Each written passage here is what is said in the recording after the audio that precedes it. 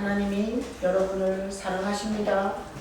네, 오늘도 말씀의 자리에 있는 것은 하나님이 버리지 않았다는 뜻이고, 그리고 하나님이 사랑한다는 증거예요. 자, 하나님이 사랑하시면 그렇게 말씀하고 싶어요. 말씀. 우리가 자녀를 사랑하기 때문에 많은 말을 해줘요. 신호를 지켜라. 혹시 차에 치여 죽을까? 그리고 혹시나 아이가 운전을 한다면 절대 차선을 넘어가지 마라. 과속을 하지 마라. 앞을 똑바로 보고 다녀라. 우리가 자녀를 사랑하기 때문에 수도 없는 말을 해요. 그런 것처럼 하나님은 우리를 사랑하셔서 우리에게 참 많은 말씀을 하고 싶어요. 그래서 여러분들이 시간을 구별하고 몸을 구별해서 하나님 앞에 이렇게 찾아오면 하나님이 목회자들을 통해서 말씀을 해주세요. 자, 오늘 제가 하는 말씀이 여러분에게 하는 말씀으로 들으시기를 축복합니다. 네. 자, 오늘 베드로전서 5장 1절부터 6절이 본문인데 제가 어떤 주제를 가지고 설교를 하려고 해요. 저는 제가 무슨 설교를 할지에 대해서 다 이렇게 다 가지고 나와 있어요. 자, 근데 제가 오늘 이 주제를 정말 잘 전하려면 어떻게 할 수 있을까 참 고민을 하다가, 자, 지수하고 상범이하고 일어서봐. 자, 일어서봐. 오늘 당첨이야. 자, 일어서봐요. 자, 이 두 사람이 있는데 여러분이 한번 생각을 해보고 설교를 들으세요. 자, 상범이는 교만한 사람이에요. 아니, 상범이가 교만하다는 게 아니라 상범이의 상징은 교만이에요. 그리고 지수는 살인범이에요. 살인범 같지 않나요? 자, 교만한 사람과 살인범이 둘이 서 있어요. 여러분은 그냥 자연스럽게 그냥 여러분 마음에 누가 더 나쁜 놈인지, 네? 누가 더 나쁜 놈인지 생각을 하겠어요? 자, 앉으세요. 우리는 사실은 눈에 보이면서 판단하고 그리고 생각하는 기능을 다 갖고 있어요. 그래서 어떤 상황을 가지고 자기 나름대로 다 생각하고 살아요. 그래서 지금 교만한 사람과 살인범을 놓고 둘을 놓고 생각해 봤을 때 아마 다 틀릴 거예요. 교만이 무슨 죄야? 교만이 뭐 사람을 죽였어? 남의 것을 도둑질을 했어? 교만은 남한테 피해를 주는 게 아니야. 그래서 교만은 괜찮아. 근데 살인한 거는 어떤 생명을 해한 거잖아. 그러니까 살인은 나쁜 거지. 그러니까 살인범은 못된 건 거야. 이렇게 생각할 수도 있고. 자, 오늘 이 베드로전서 5장 1절부터 6절 본문은 교만에 대해서 반대가 뭔가 하면 겸손이에요. 자, 왔다 갔다 하지 마시고 여기에 방해되잖아. 그죠? 자, 괜찮아요. 우리 며느리라. 자, 오늘 이 본문에 보면 이런 구조로 되어 있어요. 자, 5장 1절부터 4절까지 읽어보겠습니다. 1절부터 4절. 너희 중 장로들에게 권하노니 나는 함께 장로된 자요 그리스도의 고난의 증인이요 나타날 영광에 참여할 자리라. 너희 중에 있는 하나님의 양 무리를 치되 억지로 하지 말고 하나님의 뜻을 따라 자원함으로 하며 더러운 이득을 위하여 하지 말고 기꺼이 하며 맡은 자들에게 주장하는 자세를 하지 말고 양무리의 본이 되라. 그리하면 목자장이 나타날 때에 시들지 아니하는 영광의 관을 얻으리라. 여기까지 이 본문은 다 목회자들을 향한 메시지예요. 자, 여기서 장로는 오늘날 교회에서 평신도 중에서 세운 장로가 아니고요. 여기서 장로는 하나님의 양무리를 치는 목사들을 향한 말씀이에요. 그래서 거기 보면 양무리를 치되 억지로 하지 말고 하나님의 뜻을 따라 자원함으로 하고 더러운 이득을 위해서 하지 말고 기꺼이 하며 맡은 자들에게 주장하는 자세로 하지 말고 양무리의 본이 되라. 자, 이게 목회자들을 향한 말이에요. 자, 그래서 목회자들은 목자장 예수님이 나타날 때 그렇게 자원함으로 더러운 이득 때문에가 아니라 하나님의 양을 치는 수고를 하면 예수님이 오셔서 시들지 않는 영광에 관을 주겠다. 이게 1절부터 4절이에요. 근데 오늘 제가 설교할 본문은 5절 6절이에요. 5절 6절. 자, 5절 6절 읽어보겠습니다. 젊은 자들아 이와 같이 장로들에게 순종하고 다 서로 겸손으로 허리를 동이라. 하나님은 교만한 자를 대적하시되 겸손한 자들에게는 은혜를 주시느니라. 그러므로 하나님의 능하신 손 아래에서 겸손하라. 때가 되면 너희를 높이시리라. 자, 그래서 오늘 이 베드로 전서를 쓸 때 그때 정치적인 상황은 크리스찬을 막 잡아 죽이는 정말 흉악한 핍박의 시대에 베드로가 편지를 썼어요. 근데 이 편지를 쓰면서 여기 5절에다가 지금 5절에 젊은 자들아 이와 같이 장로들에게 순종하라 이 말은 아까 장로가 뭐라 그랬죠? 목회자래요. 교회의 양을 치는 목회자, 양무리를 돌보는 목회자에게 순종하고 다 서로 겸손으로 허리를 동이라 이랬어요. 자, 그러니까 이 얘기는 환난과 핍박을 받으면서 오늘 죽을지 내일 죽을지 모르는 이 초대교회에 엄청난 고난의 시대를 살고 있는 성도들한테 목회자들에게 순종하고 그 겸손히 섬기라는 거예요. 자, 그래서 여기서 기분 나쁘거나 좀 약간 상태가 안 좋으신 분은 아이고 목사를 뭐 또 떠받들으라는 얘기를 하나보다 이렇게 오해할 만큼 이 구절은 우리에게 어감이 그래요. 자, 젊은 자들아 이와 같이 장로들에게 순종하고, 이것을 장로를 목사로 바꾸면 젊은 자들아 이와 같이 목사들에게 순종하고 다 서로 겸손으로 허리를 동이라. 하나님은 교만한 자를 대적하시되 겸손한 자들에게 은혜를 주시느니라. 이 얘기를 쉽게 바꾸면 이런 거예요.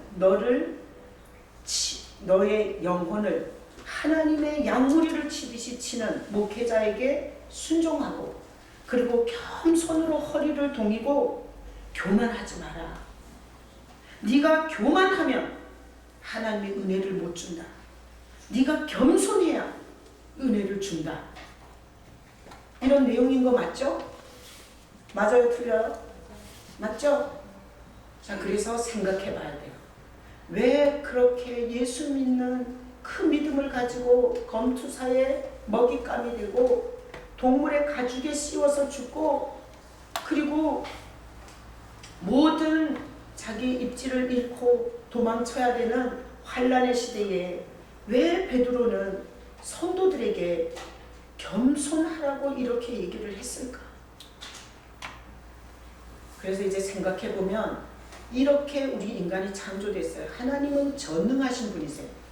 모든 것을 하신 분이 하나님이세요. 이렇게 계절을 통해서 있던 눈을 다 녹이실 수 있는 분이 하나님이세요. 자, 이렇게 하나님이 모든 것을 전능하신 하나님이 인간을, 당신 닮은 인간을 만드셨어요. 그 인간을 만들었는데 그 인간은 하나님이 높으신 분이고 자기는 연약한 존재라는 겸손이 있었어요. 창조될 때. 그래서 창조될 때 전능하신 하나님을 의지하는 겸손이 인간에게 있었어요. 근데 마귀가 와서 너도 하나님처럼 될 수 있다, 이렇게 꼬셔가지고 사람들이 전능하신 하나님을 의지하는 겸손이 병이 들었어요. 어떻게? 그 다음부터는 내가 마치 하나님이 된 것처럼 모든 판단을 자기가 하고, 그리고 자기 입지를 가지고 자기 주장을 하고, 그리고 자기 생각이 옳고 자기가 본 것이 맞고, 이런 식으로 인간이 완전히 바뀌어졌어요. 자, 이러다 보니까 예전에 전능하신 하나님의 그 주권 아래서 겸손히 사는 인간은 막 이렇게 태풍이 불면 하나님 앞에, 하나님 태풍은 왜 오는 거예요? 태풍은 너무 무서워요. 근데 태풍이 왜 하나님은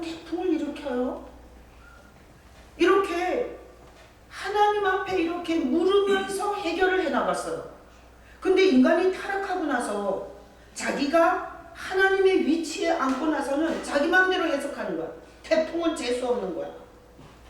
태풍은 잊지 말아야 될 거야. 태풍이 오는 것은 정말 힘들어. 이러면서 막 자기 자의적인 해석과 자기 중심적인 생각을 갖고 사니까 이 세상에 사는 모든 것이 다 스트레스가 되는 거예요.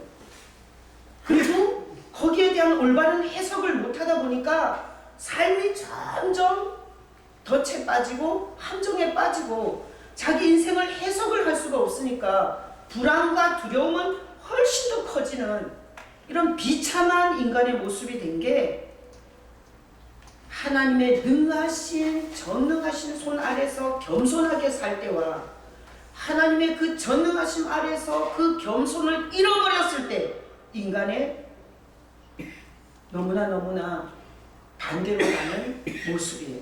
자, 그러면 이 초대교회 교인들은 지금 굉장히 바깥 싸움이 커요. 잡히면 죽어. 그리고 어디에서 잡힐지 몰라. 이런 바깥 싸움이 엄청 심한데 베드로가 젊은 목회자든 나이가 있는 연륜이 있는 목회자든 너희들이 겸손하게 그 목회자들 그 장로들에게 순종을 해라. 그리고 겸손으로 허리띠를 묶듯이 다, 그래서 나는 박수 쳤어요. 거기 5절에 젊은 자들아 이와 같이 장로들에게 순종하고 다 아무도 예외는 없어. 다 서로 겸손으로 허리를 동이라 이렇게 말했어요.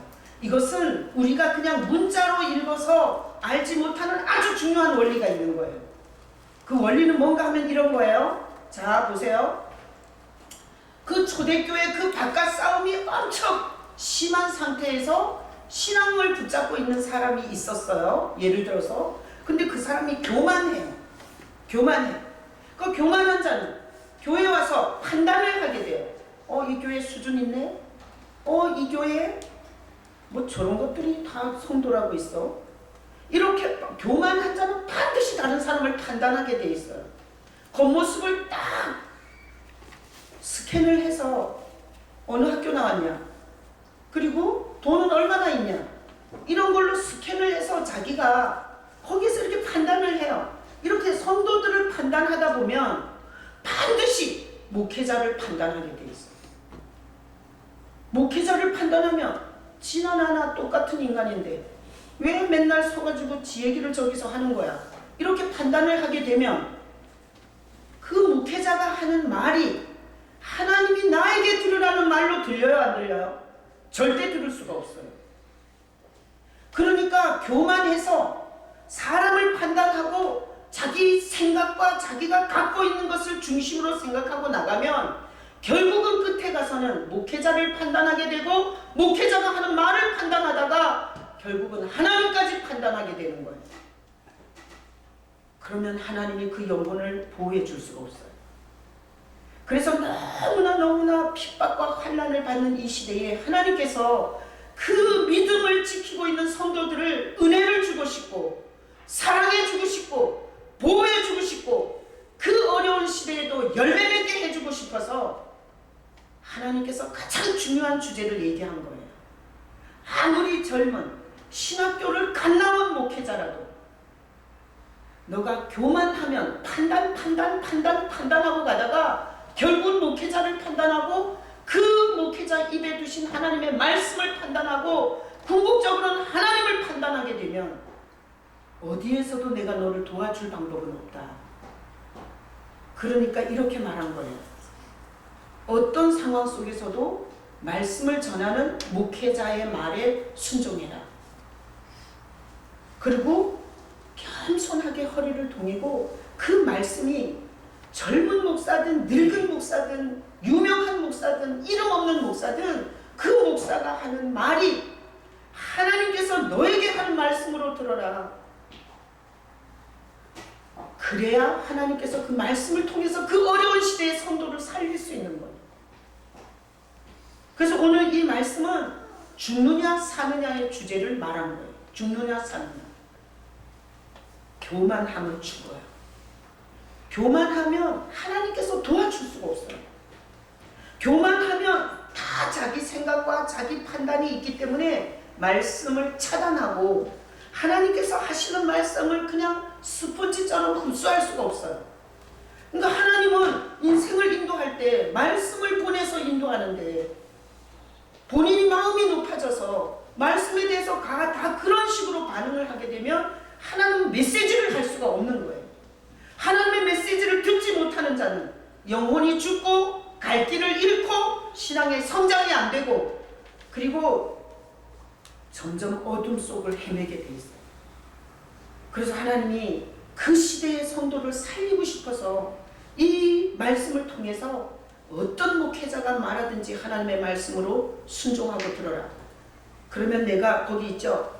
교만한 자를 대적하시되 마음이 높아서 판단하고 대적하는 자에게는 은혜를 줄 수가 없지만 너네가 겸손으로 허리를 동이고 목회자의 말을 내가 하는 걸로 잘 들으면 겸손한 자들에게는 은혜를 주시느니라. 살리는 방법이에요. 어떠라고요? 겸손히 들으라고. 그래야 너를 살릴 수 있다고. 자, 겸손의 왕. 여러분 누구 생각나요? 예수님 생각나죠. 내가 세상에서는 겸손의 왕을 뭐라고 하나 궁금해서 네이버다가 쳐봤어요. 오늘 아침에. 그랬더니 겸손의 왕 쳤더니 겸손의 왕 예수 찬양과 그리고 이미지에 예수의 사진과 예수님에 대한 찬양으로 쫙 깔렸더라고요. 여러분 겸손의 왕이 누구예요? 예수님이세요. 자, 말씀을 통해서 볼게요. 빌립보서 2장 6절 7절 다 같이 읽어봐요. 그는 근본 하나님의 본체시나 하나님과 동등됨을 취할 것으로 여기지 아니하시고 오히려 자기를 비워 종의 형체를 가지사 사람들과 같이 되셨고. 자, 예수님은 겸손의 왕인데 원래 누구예요? 하나님이세요. 하나님인데 무슨 형체를 가졌어요? 종의 형체, 이 인간의 형체를 갖고 사람들과 같이 낮아지셨어요. 그 다음 구절 읽어봐요. 사람의 모양으로 나타나사 자기를 낮추시고 죽기까지 복종하셨으니 곧 십자가에 죽으시리라. 이러므로 하나님이 그를 지극히 높여 모든 이름 위에 뛰어난 이름을 주사. 자, 예수님이 겸손의 왕인데 종의 형체로 낮아지시죠. 그리고 여기 보면 사람의 모양으로 나타나사 자기를 낮추시고 사람이 되셔서 사람 중에 또 잘난 척을 한 게 아니라 사람 중에 오셔서도 자기를 낮추셨어요. 그리고 십자가에 가장 낮고 천한 모습으로 죽으셨어요. 근데 낮아졌는데 하나님께서 어떻게 했어요? 그를 지극히 높여 모든 이름 위에 뛰어난 이름이 되게 해주셨어요. 자, 다음 구절 읽어봐요. 시작. 하늘에 있는 자들과 땅에 있는 자들과 땅 아래에 있는 자들로 모든 무릎을 예수의 이름에 꿇게 하시고 모든 입으로 예수 그리스도를 주라 시인하여 하나님 아버지께 영광을 돌리게 하셨느니라. 자, 이런 구조예요. 예수님은 하나님이신데 종의 형체, 인간의 형체로 낮아지시고 인간이 되셔서 또 낮아지시고, 이 낮아졌다는 게 계속 겸손이에요. 자, 이렇게 낮아지셔서 가장 추악한 자들이 죽는 십자가의 죽음으로 낮아지게 죽었어요. 그냥 예수님이 낮아졌는데 하나님이 그 예수님을 높이셨어요. 그래서 죽은 자 가운데서 살리셨죠. 그리고 모든 이름이 그 이름에 무릎 꿇게 하셨어요. 자, 그러니까 하나님은 낮아지는 자를 높여주는 속성이 있는 거예요. 자, 이건 공식이에요. 제가 성경 공부 가르치면서 이렇게 공식을 몇 개씩 얘기를 해요. 자, 이런 공식 알고 있으셔야 돼요. 한 번 태어난 사람은 두 번 죽어요. 공식이에요.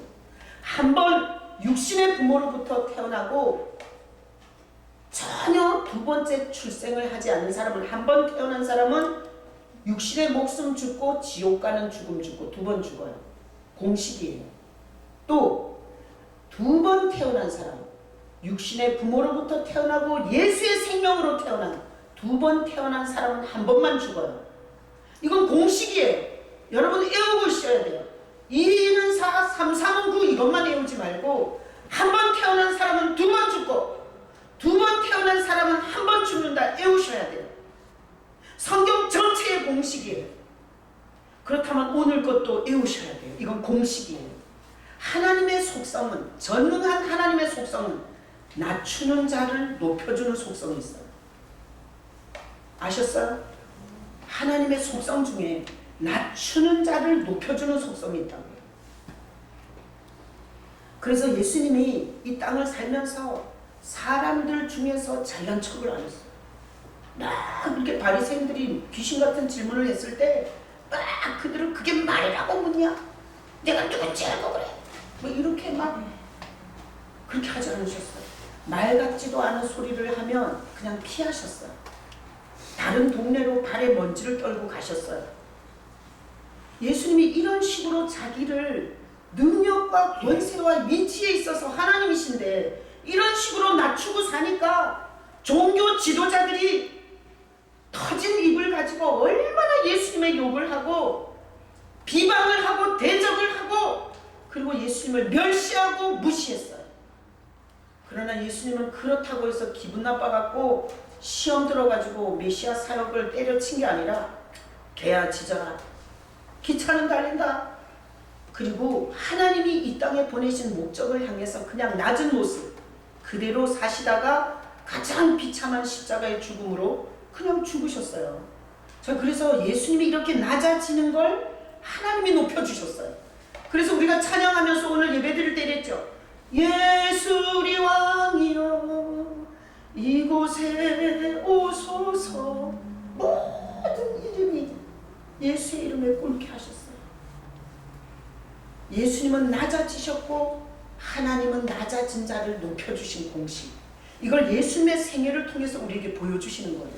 자, 또 말씀 보겠습니다. 누가복음인데, 자, 오늘 굉장히 중요한 거예요. 누가복음 18장 9절로 10절 다 같이 읽어봐요. 또 자기를 의롭다고 믿고 다른 사람을 멸시하는 자들에게 이 비유로 말씀하시되 두 사람이 기도하러 성전에 올라가니 하나는 바리새인이요 하나는 세리라. 자, 보세요. 하나는 자기를 의롭다고, 자기 같은 착한 인간이 없는 거예요. 자기 같은 하나님 앞에서 죄 짓지 않고, 아까 저기 지수 살인했다고 그랬잖아요. 그 상범이가 생각하는 거예요. 나는 저 인간처럼 살인하지 않았어. 그러니까 바리새인이 자기를 의롭다. 얼마나 잘 살았으면 헌금도 팍팍 하고, 그리고 주일도 한 번도 안 빠지고, 그리고 사람들한테 늘 양보하고, 얼마나 착하게 살았으면 자기를 의롭다고 생각했겠냐고요. 자기를 의롭다고 생각하는 이 바리새인하고 세리, 순 못된 짓만 있는 대로 하고 돌아다닌 세리, 이 두 사람이 기도했어요. 자, 기도하러 성전에 들어갔어요. 그 다음 9절 자, 읽어봐요. 바리새인은 서서 따로 기도하여 이르되 하나님이여 나는 다른 사람들 곧 토색, 불의, 간음을 하는 자들과 같이 아니하고 이 세리와도 같이 아니함을 감사합니다. 자기를 의롭다고 생각하는 바리새인이 이랬어요.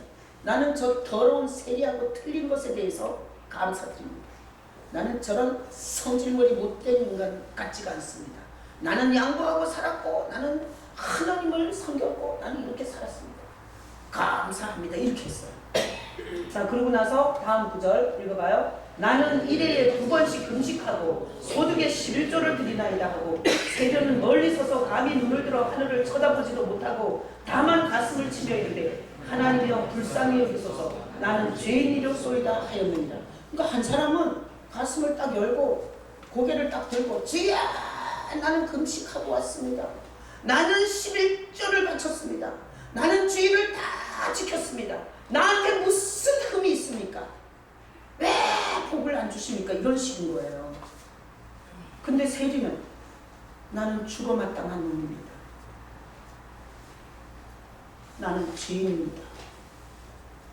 이렇게 두 인간이 서 있는데 수준이 자기를 의롭다고 생각하면서 자기를 높이는 한 인간과 아무리 봐도 자기가 더럽고 추악하다고 보는 한 세리 죄인이 둘이 서 있었어요.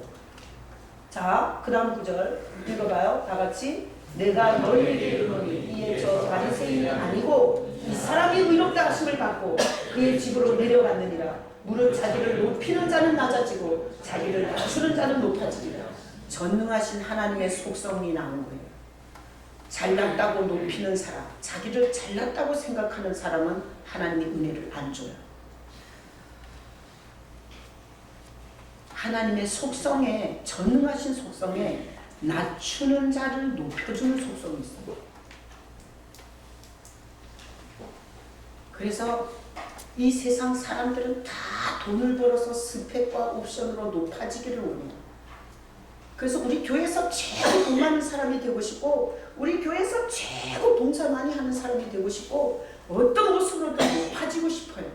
자, 이렇게 높아지면 하나님이 할 일이 있다 없다? 없어요. 하나님이 할 일이 없어요. 하나님이 하시는 일은 인간을 만들어 놓고 인간이 추위를 타고, 그리고 한치 앞을 모르고, 그리고 인간이 마음이 허약하고, 이래서 하나님이 그 인간을 용기를 주고, 그리고 사랑한다고 위로를 주고, 그리고 한치 앞을 모르는데 남 믿고 그냥 살아.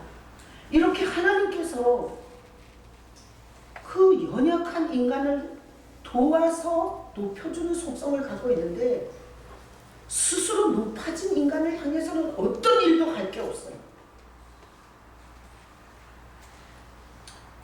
하나님이, 우리는 좀비처럼 병이 들었어요. 좀비처럼. 어떤 병? 교만병. 자기가 본 게 다야. 자기가 아는 게 다 옳아. 그리고 자기가 하나님이야. 자기가 판단해서 나쁜 인간은 나쁜 인간인 거야. 자기가 싫은 건 싫은 거야. 이렇게 선악과를 먹고 인간이 완전 하나님의 자리에 앉은 교만병이 들었어요. 하나님이 이런 교만병에 들은 인간에게는 아무것도 해줄 수가 없어요. 하나님이 예수님을 보냈어요. 예수님을 우리에게 보내서, 예수님은 머리로 믿는 거예요? 마음으로 받아들이는 거예요? 마음으로 받아들이는 거예요. 영접하는 자, 그 이름을 믿는 자들에게는 하나님의 자녀가 되는 권세를 준다 그랬어요. 어디 그냥 왔다 갔다 교회만 출석하라 그랬냐고. 그러니까 예수님을 마음에 받아들였잖아요. 그럼 예수님이 마음에 오시면 나를 낮아지게 하겠어요? 계속 교만을 떨으라고 하겠어요? 낮추라고요. 예수님이 들어온 신령은 예수님이 가르쳐줘요. 낮추라. 나는 하나님인데 낮췄잖냐. 나는 하나님인데 죄인들을 발 씻어주면서 낮췄잖냐. 그렇게 내가 낮아졌을 때 하나님이 나를 죽음의 권세에서 살리시고 모든 이름 위에 뛰어난 이름, 하나님 나라의 왕의 자리에 나를 앉히셨잖냐. 그러니까 잘난 척하지 마라. 남을 판단하지 마라. 너도 실수하면서 왜 남의 잘못을 그렇게 꺽꺽 집어서 그런 식으로 판단하고 정죄하냐. 그러지 마라.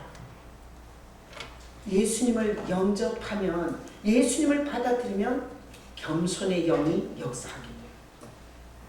교회 안에는 영이 두 영이 있어요.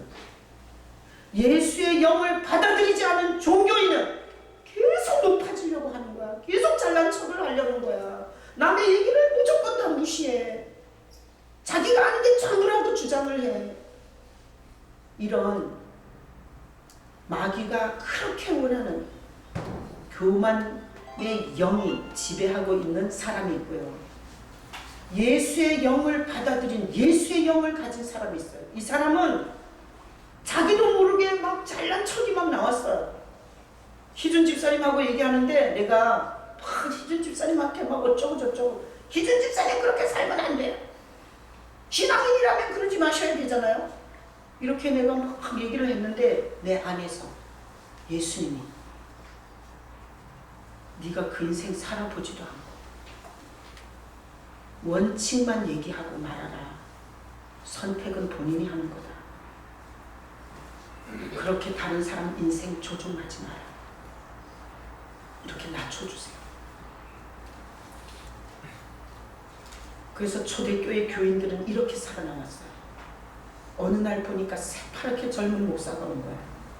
디모데, 이런 목회자는 젊었어요. 바울, 베드로, 이런 사람은 그래도 연륜이 있었어요. 근데 이 베드로의 편지를 받고 나서 이 초대교회 성도들은 이 말을 알아들었어요. 젊은 목사든 늙은 목사든 유명한 목사든 이름 없는 목사든 겸손히 그 메시지를 듣자. 순종하는 마음으로 듣자. 그랬더니 그 환란의 시대에 하나님이 자기에게 하는 메시지가 들렸던 겁니다. 그래서 정치는 다 크리스찬을 죽이는데 그 정치 위에서 역사하시는 예수님의 영광을 봤던 거예요. 그래서 이 낮추는 것은 굉장히 중요해요. 만약에 하나님이 나한테 해준 게 하나도 없는 것 같으신 분은 문제가 뭐예요? 높였던 거예요. 내가 아는 게 전부인 줄 알고, 그리고 내가 다 아는 줄 알고 높였기 때문에 이게 높이는 자에게는 아무런 은혜를 안 줘요. 그래서 네가 높아져 있다는 것을 깨닫게 해요. 그래서 빨리 내려오라는 거예요. 낮은 자리로. 네가 낮은 자리로 내려와야 은혜를 줄 수 있다는 거예요. 그래서 우리는 아까 상범이랑 지수를 제가 어떻게 하면 이 말을 잘 알아듣게 하기 위해서 제가 이렇게 세워놨잖아요. 여러분, 상범이는 교만한 사람이라 그랬어요. 지수는 살인범이라 그랬어요. 하나님이 누구에게 은혜를 줄 것 같아요? 살인범에게 은혜를 줄. 지수 뭐 이겼다고 막 손들고 막 불사인하고 그럴 필요 없어. 얘야. 아니, 우리는 이렇게 생각해요. 그까지 교만이 뭐 어떻다고. 아니, 잘난 척 좀 하면 안 돼? 큰 소리 좀 치면 안 돼? 나 자존감이 낮아서 나 좀 어떻게 좀 살아보겠다 이거야. 근데 영적으로 봤을 때 교만은 하나님이 일할 수 없는 주제예요. 하나님이 일할 수 없는 주제. 그래서 하나님이 일을 안 하면 은혜가 없잖아요. 답답해지고 아무리 해도 모르겠고 깨달아지는 것도 없고, 그리고 영적인 자리에서는 졸아요. 들을 게 없다 이거예요.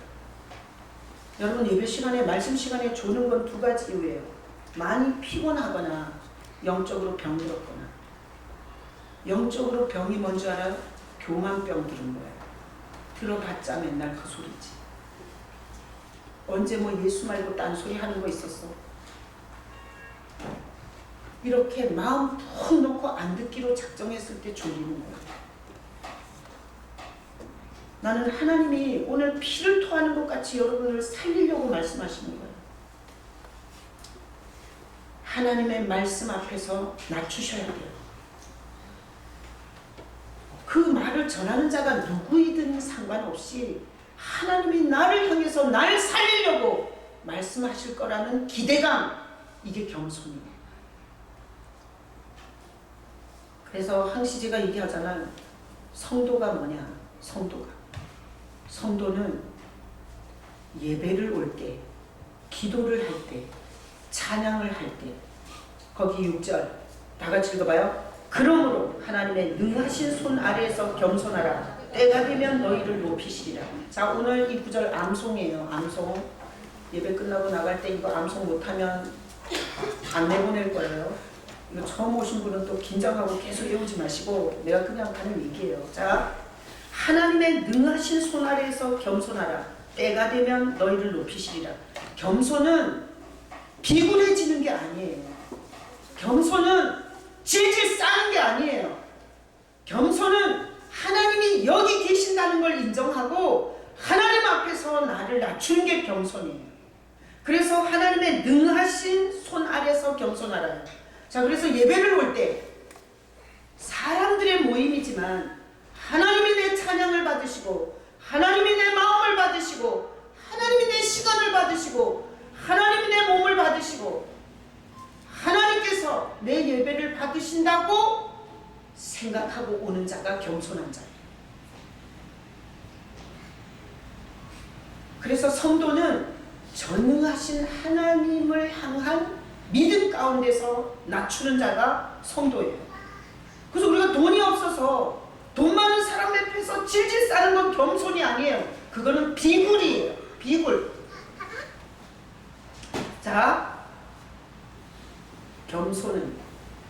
우리가 지금 가족을 편성했어요. 가족을 편성하면 원하는 가족에다가 이름을 쓰라고 그랬잖아요. 근데 끝까지 안 쓰신 분들은 그냥 그 대상에다가 제가 다 대신 적어줬어요. 자, 그러면 교회 생활을 하면서 어차피 마음에 들고 선입관으로 자기 생각에 난 그 사람하고 하고 싶지 않아 이런 사람들도 있을 거예요.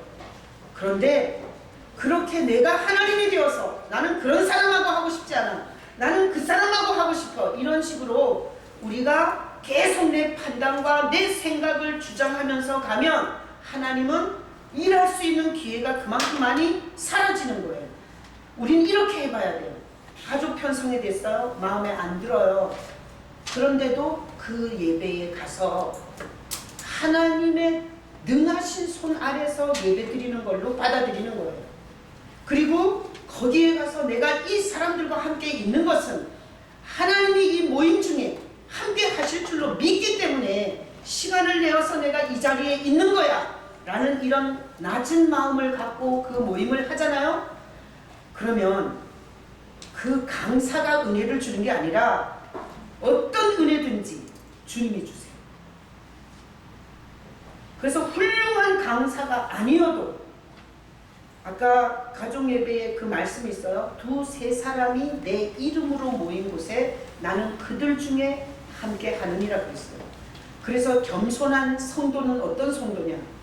예배를 올 때 하나님을 향해서 내가 예배하는 거야. 기도하면서 하나님이 내 기도를 들으시는 거야. 가족예배를 모여서 하나님이 만나게 하셨어. 하나님이 저 강사를 통해서 1년 동안 나에게 하실 일을 하시겠지. 이렇게 능하신, 전능하신 하나님의 손 아래서 자기를 바라보는 게 겸손이에요. 자, 이렇게 하잖아요. 그러면 은혜를 안 받는 시간이 한 시간도 없어요. 제가 이렇게 얘기할 수 있는 이유, 제가 경험해봐서 알아요. 나는 믿는 남편 만나가지고 억지로 교회를 따라다녔어요. 믿는 남편을 따라서 억지로 교회를 왜 다녀야 되는지를 모르는 상태에서 남편을 맞춰서 종교 생활을 하는 게 너무너무 힘들었어요.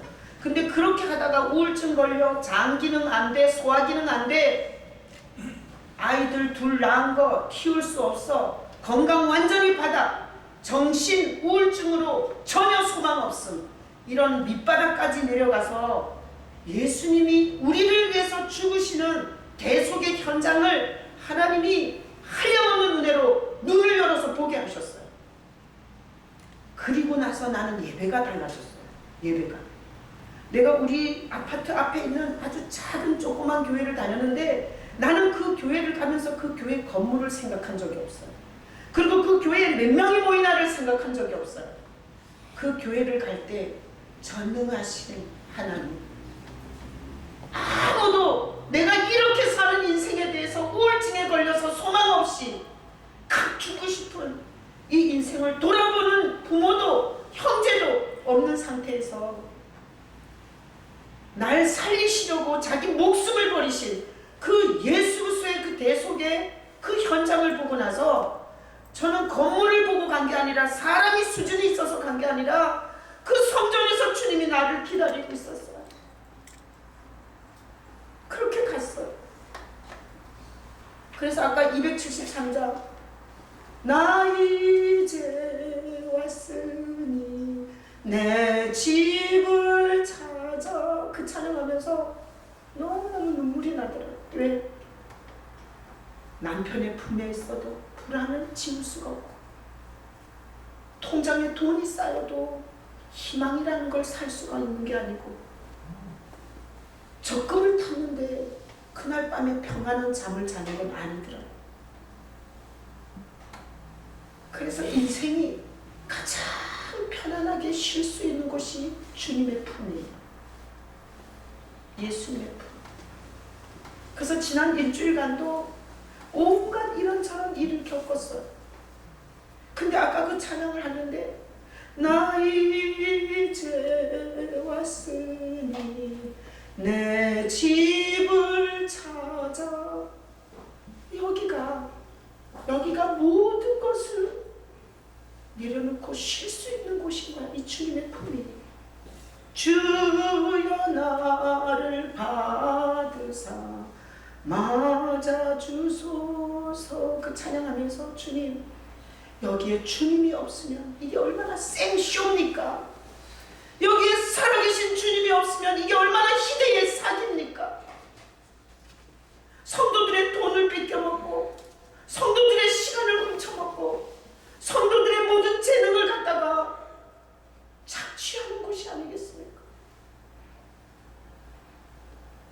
그렇게 찬양하면서 주님이 여기 계신다는 믿음을 가지고 그 찬양을 하니까 주마등처럼 내 인생이 지나가면서 정말 파란만장한 인생이지만 이렇게 늘 주님의 품으로 올 수 있게 하신 그 은혜에 뜨거운 눈물이 흘렀어요.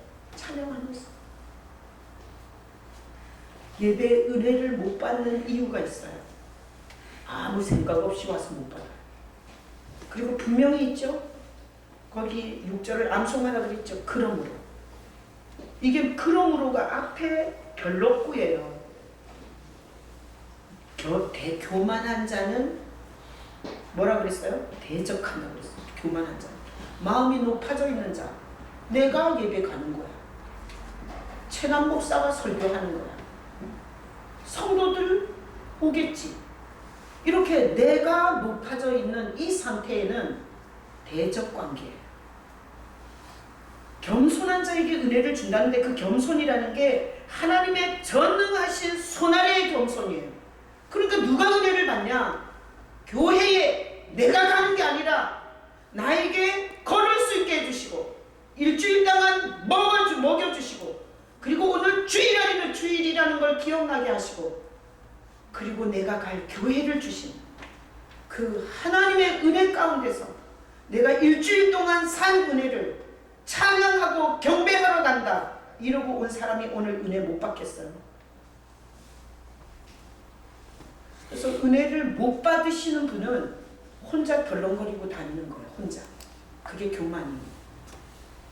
은혜를 받는 사람,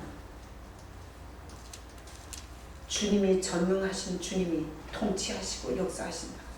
내가 아무리 유기농만 먹고 그리고 재료에 몸에 좋지 않은 거 다 골라내고 먹는다 해도 내 건강을 지킬 수 있는 게 아니라 주님이 나에게 걸을 힘을 주시고 오늘도 예배할 수 있는 은혜를 주신 것이다. 이러고 와서 찬양을 부르는데 감동이 안 되겠어요. 그래서 오늘 이 말씀은 우리에게 아주 중요한 말씀인데 신앙생활을 하면서 은혜를 못 받는 이유는 교만해서 자기밖에 없어서 그래요. 제 얘기예요? 성경 말씀이에요? 성경 말씀이에요. 그래서 이 초대교회 교인들이 이 편지를 받고 누가 말하든 하나님이 나에게 말하는 걸로 자기를 낮추고 그리고 그 막 살아남은 자들이 제가 그 유럽에 성지순례를 가보니까 많이 무릎 꿇고 앉아봐야 20명. 바위를 손으로 이렇게 파가지고 그렇게 모였던 교회.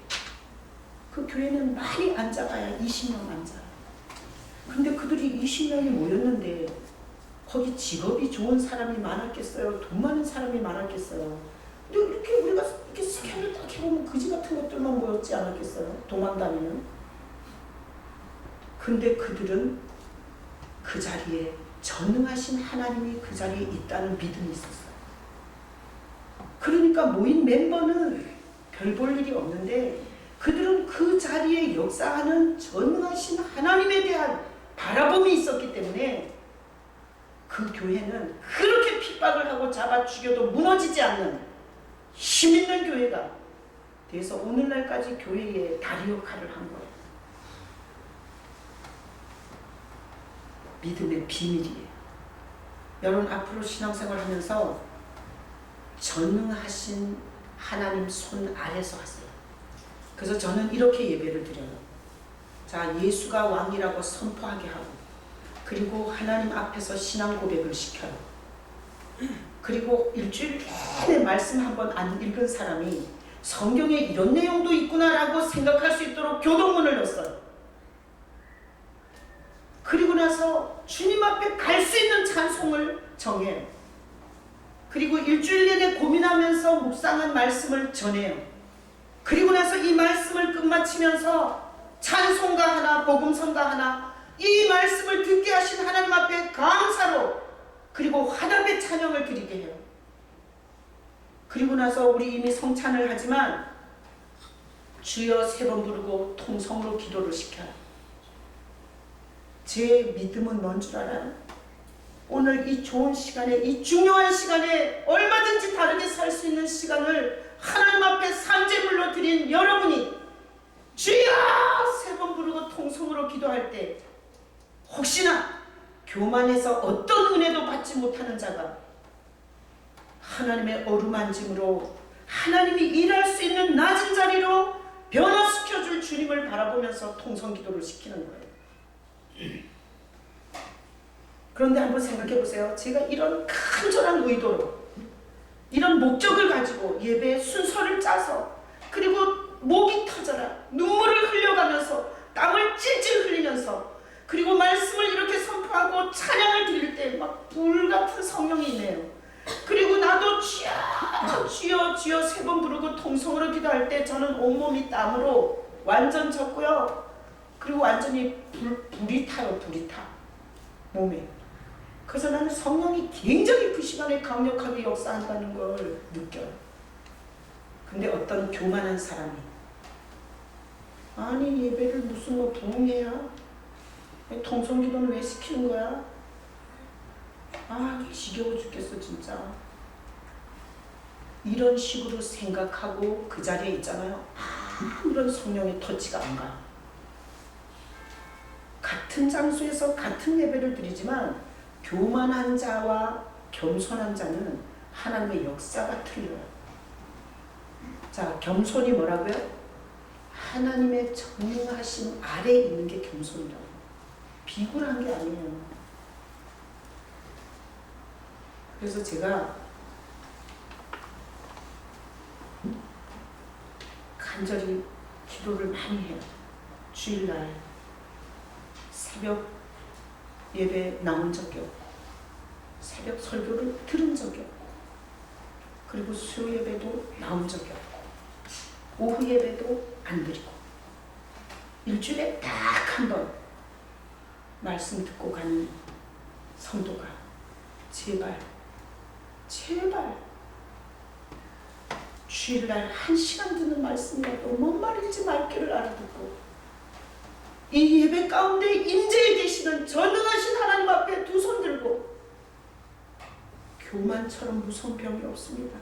상범이는 교만하고 지수는 살인범이라면 하나님은 살인범 지수한테 은혜를 주는 거니까 주님 내 교만병을 고쳐주세요. 내가 할 수 없습니다.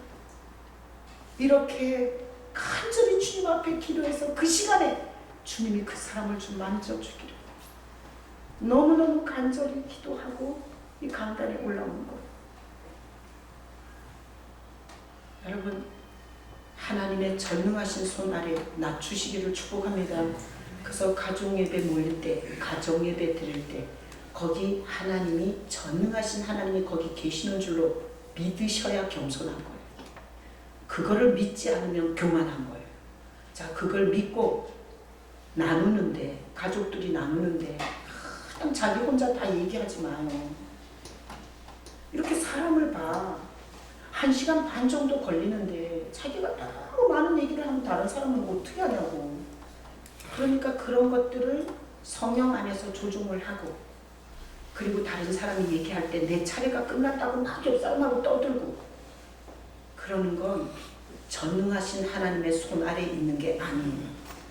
예배 가운데 하나님이 계시니 내가 말할 때는 내가 말하고 내가 들을 때는 잘 들어주고 그리고 나서 같이 기도할 때 주님 같은 주제로 고달픈 인생 살아가는 우리들을 서로 피차가는 불쌍히 여겨주시고 주님이 우리가 함께 교회 지체로 모여서 서로 예수 안에서 열매 맺어가게 해주세요.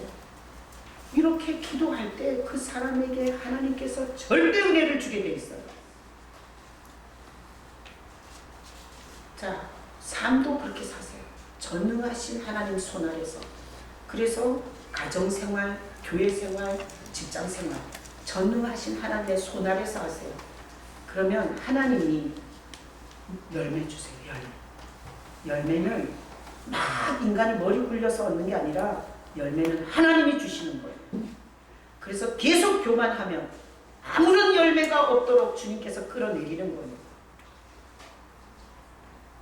전능하신 하나님 아래서 사시는, 그래서 여러분들을 보실 때 네가 겸손히 나를 찬양하러 오는 걸 봤다. 네가 다른 사람의 얘기를 귀 기울여 듣는 걸 봤다. 내가 거기 있는 줄 알고, 그리고 너가 말씀이 끝나고 기도할 때 두 손 들어 하나님 앞에 부르짖어 기도하는 걸 봤다. 내가 거기 있는 줄 알고. 전능하신 하나님의 손 아래서 하나님이 보실 때 겸손한 자로 보이는 여러분 되시길 예수님의 이름으로 축복합니다. 아멘. 자, 이 시간 우리 성찬을 하겠습니다. 성찬은 예수님께서